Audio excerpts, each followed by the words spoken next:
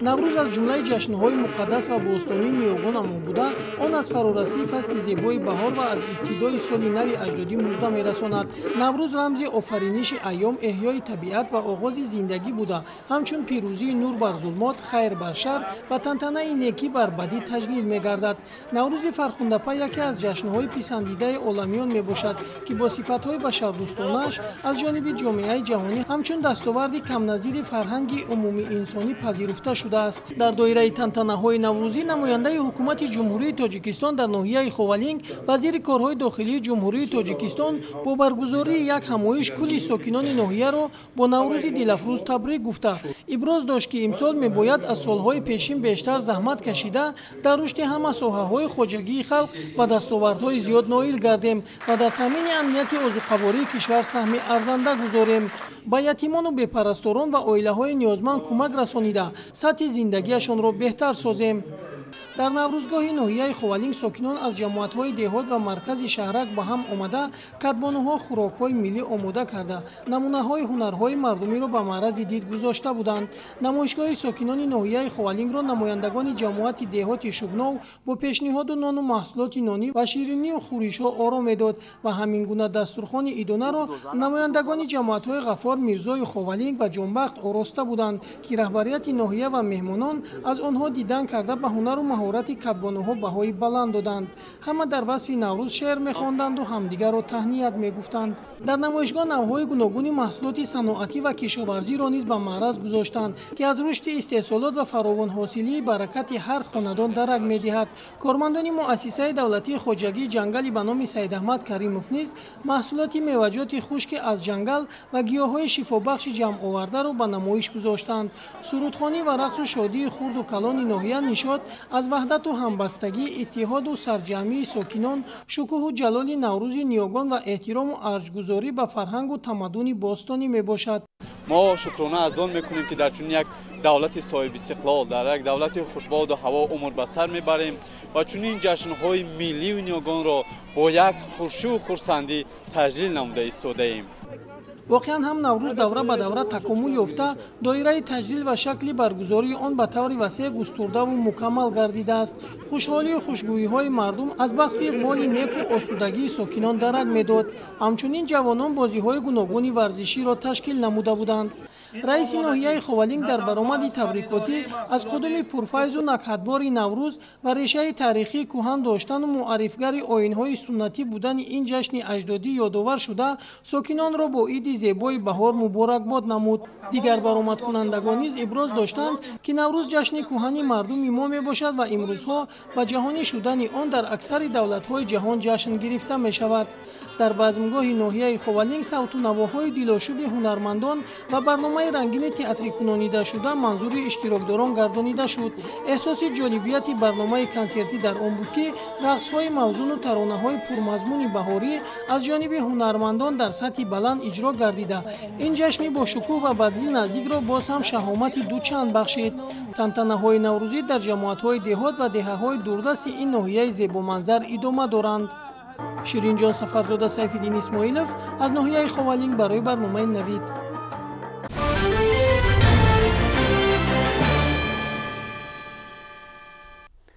кормандони раёсати вазорати корҳои дохилӣ дар вилояти Суғд низ ба муносибати фаро расидани Наврӯзи байналмилалӣ базми идона орустанд. тавре ҳамкорони мо гузориш медиҳанд, дар базми наврӯзии кормандони ин сохтор тамоми расму оинҳои қадимаи ин ҷашн ба пуррагӣ риоя карда шуд. тафсилот дар гузориши навбатии мо.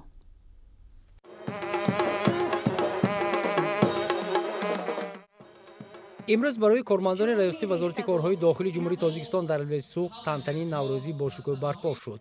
дар баробари кормандон, собиқдорони соҳа ва дигар шахсони дахлдор дар он ширкат варзиданд. назди ҳозирин сардори раёсати вазорати корҳои дохилии ҷумҳурии Тоҷикистон дар вилояти Суғд Абдулло Навҷувонов сухан намуда, ҳамагонро бо ин ҷашни аҷдодӣ муборакбод кард. гуфта шуд, ки ҳамасола ин ҷашн дар саросари олам истиқбол гирифта мешавад. дар тамоми гӯшаву канори Тоҷикистони азизамон, ки ватани Наврӯз аст, анҷумани ин ҷашни аҷдодии хубу хотирмон гузаронида мешавад.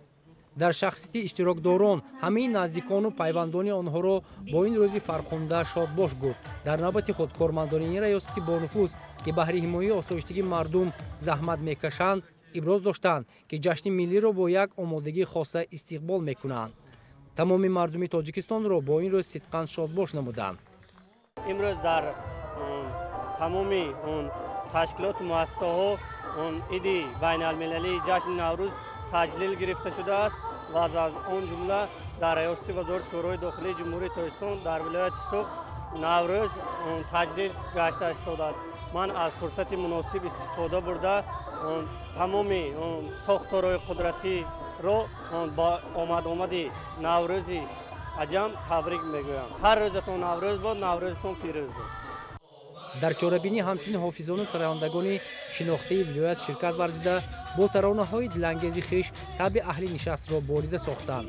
мавриди зикр аст ки наврӯз яке аз ҷашнҳои миллии мардуми ориёи нажод буда онро сокинони минтақаҳои Бадахшон, Хатқону Вахш, Рахштон, Ҳисор, Зарафшон, Истарафшону Хуҷанд аз қадимулайём то ба имрӯз бо шукӯҳу вижагиҳо ва русуми хоси ин диёри кӯҳанбунёд аз ниёгонамон ба ёдгор мондаанд таҷлил менамоянд. тамоми мардумро бо ин иди наврӯз, иди баҳор табрик мекунам. бигзор ҳар рӯзатон наврӯз бод, наврӯзатон фирӯз бод. бояд таъкид намоям ки наврӯз аз қадимтарин ҷашнҳои мардуми ориёи табор ба шумор рафта таърихи чанд ҳазорсола дорад. мас бо талошу кӯшиш ва пешниҳоди асосгузори сулҳу ваҳдати миллӣ пешвои миллат президенти ҷумҳурии Тоҷикистон муҳтарам Имомилли Раҳмон дар моҳи сентябри соли 2009 наврӯз ба феҳрастҳои осори фарҳангии инсоният ЮНЕСКО шомил карда шуд. бо қарори Созмони Миллии Муттаҳид ҳар сол иди наврӯз ҳамчун ҷашни ҷаҳонӣ дар як қатор кишварҳои дунё бо тантана таҷлил мегардад. мо меросбарони иди ниёгони наврӯз хеле боиси сарфарозию хурсандӣ аст ки дар ҳақиқат иди ниёгони мо наврӯзи аҷам иди байналмилалӣ аст. дар тамоми гӯшаи канори дунё давлатҳое ки ҳавзаи наврӯзанд иди ниёгони моро ҷашн мегиранд. дар ҷумҳурии тоҷикистони мо бошад дар бо фарорасии фасли баҳор тамоми ташкилоту идораҳо ҷашни наврӯзро дастаҷамона сарҷамона бо як рӯҳияи идона таҷлил мекунанд. имрӯз дар раёсати вазорати корҳои дохилии вилояти Суғ низ дар пайравӣ бо ин анъанаҳои наврӯзӣ бо суннатҳои наврӯзӣ иди ниёгон наврӯзи аҷам таҷлил карда шудааст. мо хуб медонем ки наврӯз иде мебошад ки танҳо меҳрубонию муҳаббатро тарғиб мекунад ва дар замири ҳар як инсон дар арафаи наврӯз як эҳтироми ҳамдигар пайдо мешавад. шуғли ободкорӣ авҷ мегирад. бигзор тантанаҳои наврӯзӣ дар ҷомеаи тоҷикистони мо ҳамеша пойдор бошад ва мардум сарҷамона ин иди миллии моро таҷлил кунанд ва бо истифода аз фурсати муносиб тамоми мардуми сайёраро бо омади наврӯзи аҷам табрик таҳният мекунам. бигзор зиндагии ҳамагон хушу хурсанд гузарад ва хушрӯзиҳои наврӯз дар ҳар як хонадон танинандоз бошад. воқеан боиси зикр аст ки наврӯз аз ҷумлаи идҳои миллию кӯҳантарини халқи тоҷик аст ки дар таҷлили он кормандони раёсати вазорати корҳои дохилии ҷумҳурии Тоҷикистон дар вилояти Суғ дар фазои осоиштаи кишвар шодиву хурсандӣ намуданд.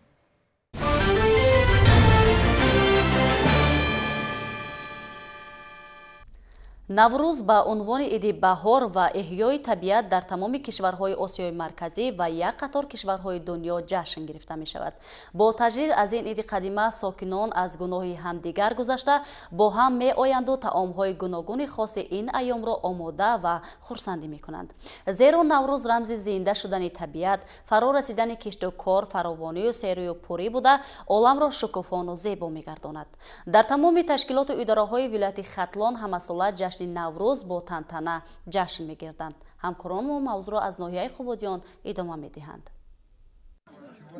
бо истиқбол аз ҷашни қадимаю аҷдодии наврӯзи фархондапай ҳамшираю бародарони шафқат ва табибони маҷмӯаи тандурустии дӯстии Тоҷикистону Ӯзбекистон дар ноҳияи Қубодиён хонаи идона ороста анвои гуногуни таомҳои миллиро пешниҳоду дастархони худро бо ширинию пухтупазиҳои хеш зеб доданд. дар ин рӯз Назарзода Файзалӣ, директори маҷмӯаи тандурустии мазкур, табибонро ҳамроҳӣ карда аз намоиши имрӯза ки дар доираи ҳафтсину ҳафтшин ороста шудаю дар он асосан маҳсули дасти кадбонуҳои ин маҷмӯа таомҳои гуногуни миллӣ кӯчаи Сумалак таҳмолу самбуса гузошта шуда буд дидан намуданд. Дар ин рӯз Назарзода Файзалӣ, директори маҷмӯаи тандурустии дӯстии Тоҷикистону Ӯзбекистон дар ноҳияи Қубодиён ба сухан баромада ишtirokчиёни чорабинии идонаи имрӯзаро ба фаро расидани фасли зебоӣ яъне баҳор ва ҷашни фархундаи Наврӯзи оламафрӯз шодбош гуфт. Гуфта шуд ки Наврӯз ҷашни қадимаи мардуми ориёи табор буда бо пешниҳод ва талошҳои сарвари давлат мақоми байналмилалиро ба худ касб кард. Ҳамин аст ки мардуми тоҷик таи солҳои охир аз ҳар соли дигар дида дар сатҳи баланд бо риоя аз урфу одатҳои ин ҷашни миллӣ Наврӯзро истиқбол менамоянд. дар ноҳияи мо ҳам ҳамасола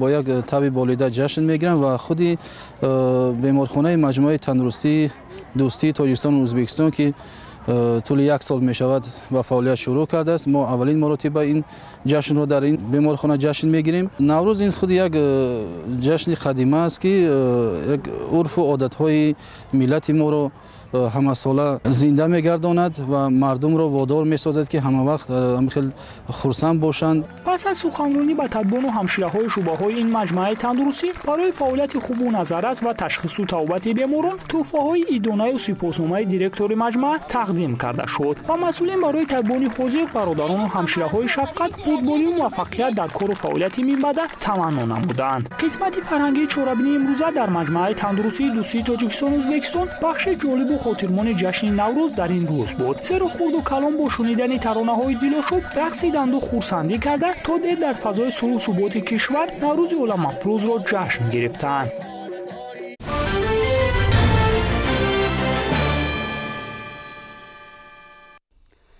наврӯз ҷашни меҳрубонию бахшандагӣ ва ободонию созандагист. хушбахтона ин анъанаи қадима дар миёни мардуми мо ҳифз шудааст ва дар замони соҳибистиқлолӣ ин суннати башардӯстонаи наврӯз бо шакли наву комилтар зоҳир мешавад. дар ҷамоати деҳоти шарораи шаҳри Ҳисор дар доираи омодагиҳо ба ҷашни наврӯз чанд иншооти нав ба истифода дода шуд ва дар рӯзи таҷлил аз ин ҷашни бошукӯҳ хаднасури даҳҳо кӯдак аз оилаҳои ниёзманд баргузор гардид. дар арафаи ин иди бошукӯ бо иштироки намояндагони мақомоти иҷроии ҳокимияти давлатӣ ва кумитаи иҷроии ҳизби халқии демократии Тоҷикистон дар шаҳри Ҳисор дар ҷамоати шаҳраки шарораи шаҳри Ҳисор ду иншооти ҷашнӣ, ҳамоми муосир ва маркази савдо мавриди баҳрабардорӣ қарор дода шуд. ҳангоми ба истифодадиҳии иншоотҳои мазкур намояндагони мақомоти иҷроии ҳокимияти давлатии шаҳри Ҳисор ба соҳибкорони ватандӯст Иномҷон Ҳалимов ва Салоҳиддин Юнусов ҷиҳати бунёди иншоотҳои хизматрасонӣ изҳори сипос намуданд. инҷо соҳибкорони ватанӣ арз буранд ки дар ояндаи наздик ба ифтихори 35-солагии истиқлолияти давлатии ҷумҳурии Тоҷикистон як нуқтаи бузурги ҳафзи муосири шиновариро бо муҷаҳҳаз гардондан бо таҷҳизоти муосир бунёд намуда ба истифода супоранд.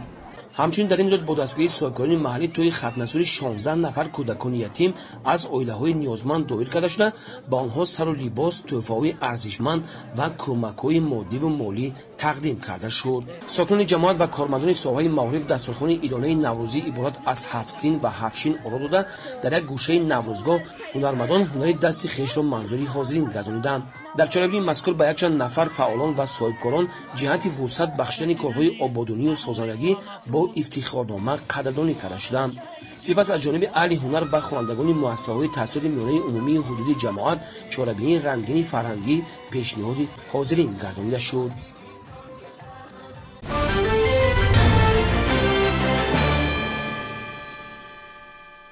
то кунун дар марказҳои ҳамаи вилоятҳо ва шаҳру ноҳияҳои мамлакат чорабиниҳои асосии наврӯзӣ баргузор гардиданд. акнун наврӯз ба маҳаллаву кӯча ва ҳар хонадони тоҷик кӯч мебандад. ин бори дигар аз мардумӣ будани ин ҷашн гувоҳӣ медиҳад. аз ҷараёни хурсандиҳои мардум дар ҷамоатҳои ноҳияи Тоҷикобод ҳамкори мо Фазлиддин Муҳадбеков гузориш медиҳад. бахшида ба ҷашни наврӯзи хуҷастапа имрӯзҳо дар тамоми ҷамоатиҳои шаҳраку деҳотӣ ноҳияи Тоҷикобод чорабиниҳои оммавиву варзишӣ, сайргӯяшҳои идона, маросимҳои анъанавии наврӯзӣ идома доранд. طبق نقشه چرابینی و مقامات اجرایی حکومت دولتی نوحیه در 5 جامعه دهاتی نوحیه چرابینی‌های عمومی و فرهنگی برگزار گردیده ایستاده است.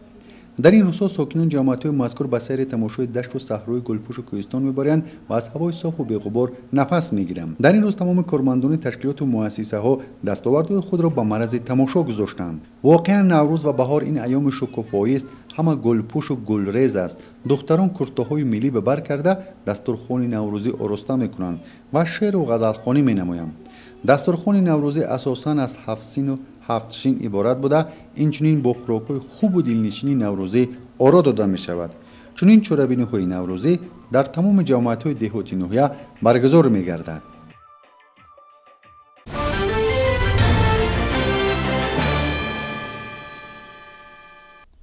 آموزگاران و محصلین کالج طبی شهر خاروغ ولایت مختار کوهستان بدخشان نیز با مناسبت فرا رسیدن جشن نوروز چاره‌بینی ایدانه برگزار نمودند.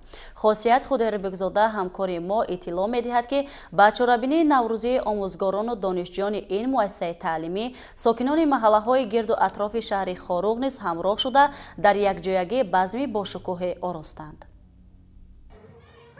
صحن کالج طبی شهر خاروغ واقع در محله برخاروغ به سوی دانه آرا داده شده بود. در اینجا از تردد خرد و بزرگ بوی نوروز به مشام می رسید، زیرا آموزگاران و دانشجویان و برخی از ساکنان محله برخاروغ و چاره‌بینی آمادگی کامل دیده تمام رسم و رسوم نوروزی را منظور گردانیدند. صدای دهل کوهستان طنین انداز بود و بانوان با صدای دف که سه ربط به خود خاص را دارد گویا که راه جشن نوروز را علیرغم بدبینی و بدکشان از آفت و عدم تازه می نمودند.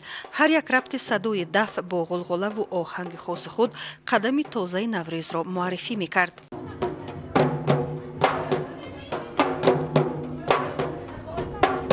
گرچند این روز شمال سرد را اهدا می کرد، لیکن نوابسته از این دانشجویان این مؤسسه تعلیمی که از هر کنج و کنار ولایت می باشند چاره‌بینی بسا خاطرمان را پیشکش نمودند. گیشه طعام‌های ملی عبارت از محصولات قنادی و شیرینی ها، اتوله‌های گوناگون و میوه و سبزیجات و دیگر نمودهای طعام نیز جالبیت خود را داشت. اینچنین در گیشه دیگر نمایش هنرهای مردمی از طاقی‌های گوناگون و جوراب‌های هرخیله سرکرده تا گلدوزی و مهربافی منظور گردانیده شد. در گوشه دیگری بازی‌های ورزشی، بازی‌های گوناگون جالب که کنون با تاثیر اینترنت و معاصرشوی جامعه از بین رفتند نمایش داده شدند. در مجلسگاه باشد از جانب دانشجویان کمپوزیسیای ایدانه که آیین پاکیزگی نام داشت به اجرا رسانیده شده که در آن رمزهای نوروز، آمادگی به خانه‌تکانی و تازه نمودن بام و در خانه و ستایش بهار نمایش داده شد. اجرا کننده وظیفه رئیس شهر خاروغ نظرزاده رضا شادی حاضرین را با بهترین تمنیات‌های نوروزی تهنیت گفته عرض داشت که نوروز هستی ملت قدم صبورانه سرزمین است. منشأ نوروز پندار و کردار و گفتار نیک می باشد و این گفته ایدئولوژی اساسی فرهنگ ملی تاجیکان به شمار می رود.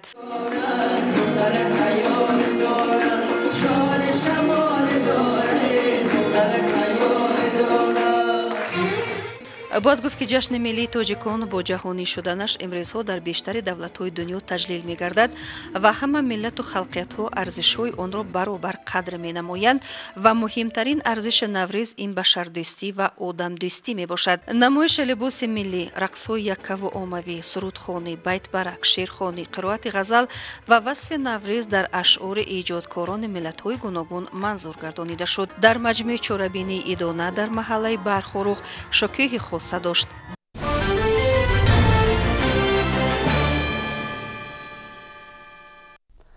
در جمهوری مردمی چین سبب‌های سقوط هواپیمای بوینگ 737 را معین می‌کنند. مقامات چین تفتیشات را در این سمت ادامه داده یکی از دستگاه‌های ثبت آواز این طیاره را مورد آموزش قرار می‌دهند. در چند شتات آمریکا عاقبت تندبادهای خرابی آور را برطرف می‌کنند. شرح خبرها از خارج کشور در صفحه نوبتی برنامه. در محل سقوط هواپیمای بوینگ 737 در چین قطع سیاه دوم پیدا نشده است و فعلا جستجوی آن ادامه دارد. در این باره رسانه‌های محلی چین خبر می‌دهند. قبلا گفته می‌شد که نجات دهندگان یک دستگاه ثبت معلومات‌های پرواز را پیدا کردند که آن امکان می‌دهد تصویر پررتر سقوط هواپیما بازسازی شود. روز 21 مارس دستگاه ثبت آواز از کابینه سرنشینان بوینگ کشف شده بود. طبق معلومات دستگاه خیلی آسیب دیده است اما قسمت خاطره امین مانده است. آن را برای آموزش به پکین بردند. خاطر رسان میشیم که هواپیمای بوینگ 737 شرکت چاینا ایسترن ایرلاینز با 132 نفر روز 21 مارس هنگام پرواز از کنمین مضافات یونان به گوانجوی مضافات اوگاندون سقوط کرده بود. هواپیما که از سال 2015 این جانب در استفاده بود در یک منطقه کوهستانی ناحیه وجوی ولایت مختار گوانسی جوان سقوط کرده است.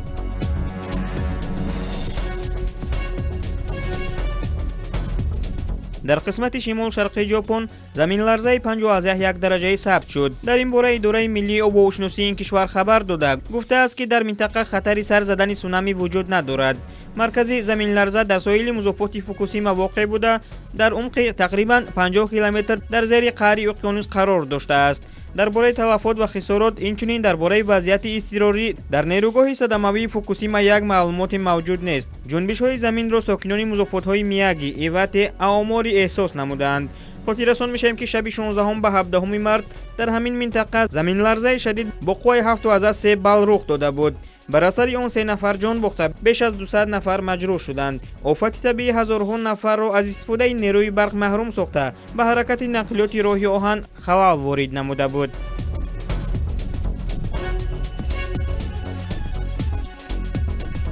дар қисмати шимолу ғарбии иёлоти Каролинаи ҷанубии Амрико 2 тунбоди шадид ба амал омад. ин маълумотро хадамоти миллии обҳовошиносии Амрико тасдиқ кардааст. طبق اطلاع رسانه‌های خبری بر اثر آفات طبیعی چند خانه ویران شده است. طوفان صدها درخت را ریشه‌کن کرده خطای انتقال نیروی برق و علاقه را کنده است. یادآور میشیم که چند روز پیش سلسله تندبادها شتات‌های تگزاس و اوکلاهوما را فرا گرفته بودند. آفات طبیعی در این منطقه ها خرابی‌های زیاد باقی گذاشته و مرگ آدمان و زخمی شدن ده‌ها نفر سبب شد.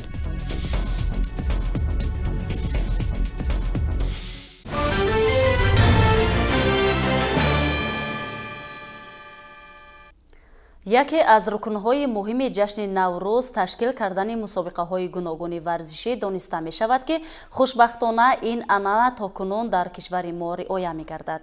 ба муносибати ҷашни наврӯзи байналмилалӣ дар шаҳри Турсунзода мусобиқаи калони гӯштини миллӣ баргузор гардид. дар ин мусобиқа беҳтарин паҳлавонон аз дохил ва хориҷи кишвар иштирок намуданд.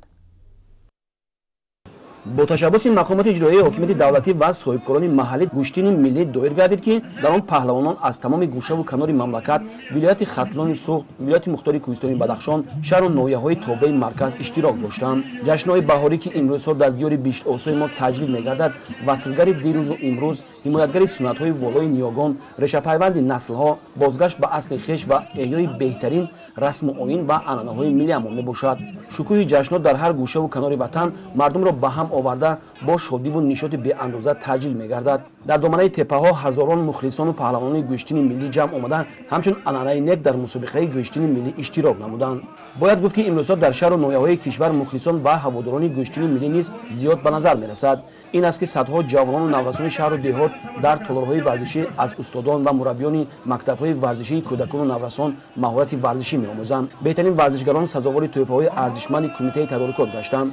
қобили зикр аст ки чунин чорабиниҳое ки фарогири тамоми ҷумҳурӣ мебошад ва мардуми сар то сари кишварро ба ҳам якҷоя мегардонад, сабаби зиёдгаштану тақвият бахшидани меҳру дӯстии мардуми манотиқи гуногун ва ҳатто берун аз мамлакат мегардад. ташаббускорони чорабинӣ барои гӯштингирон тӯҳфаҳои моливу пулии зиёде аз қабили автомобили сабукрав, маблағҳои пулнив ва тӯҳфаҳои хотиравӣ омода намуда буданд ки ба ғолибон супорида шуд.